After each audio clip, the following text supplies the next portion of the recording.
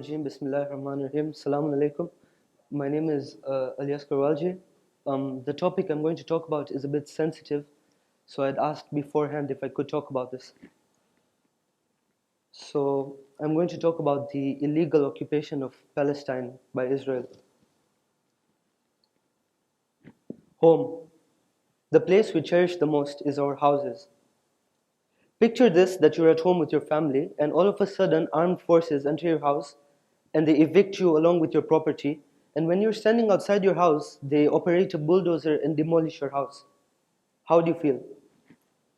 Unfortunately, this is a daily occurrence in Palestine since 1948.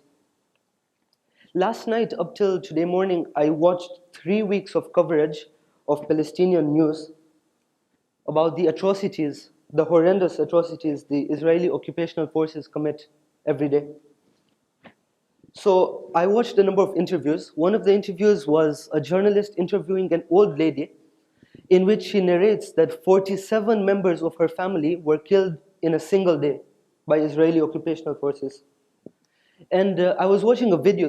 The reason I didn't make a PowerPoint is it's very sensitive material. I was watching a video of a 12-year-old boy arrested, and at that time next to me was my small brother. He was asleep, and this boy wasn't much older than him.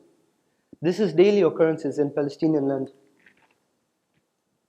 I watched a video of a person who was imprisoned for 17 years, and due to the torture he experienced in prison, he had memory loss, and when he was released, he couldn't identify his mother. He couldn't recognize his own mother, which was shocking to me.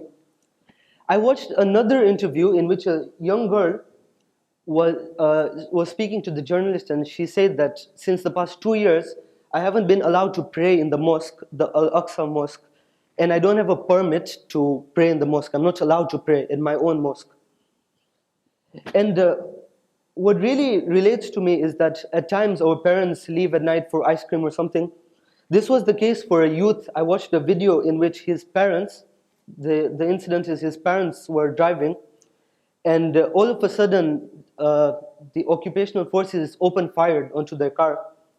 And the mother narrates the incident in the hospital that she was sitting on the side and they shot her husband, and his lifeless body fell onto her. So these are daily occurrences happening in Palestine.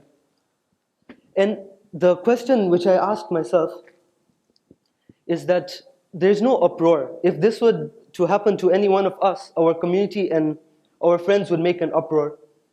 We would not keep silent, but there is no one to speak for the Palestinian people. So we have to help them, because we have to help the people who have no help. We have to be the voice for the people who are silent, and we have to be the support for those who are oppressed.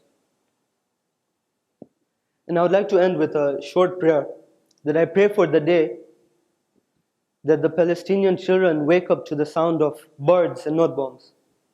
Thank you.